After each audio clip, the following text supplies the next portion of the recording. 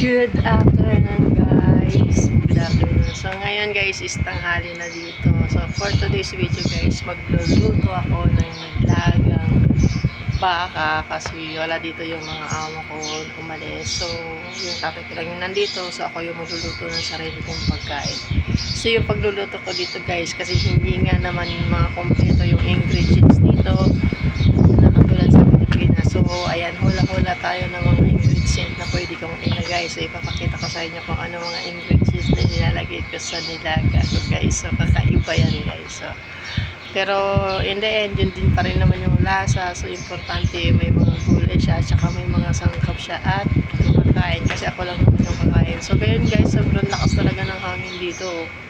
Naglaba ako. So natuyo na agad. Wala pang ilang minuto. So bye guys! Mamaya abangan nyo.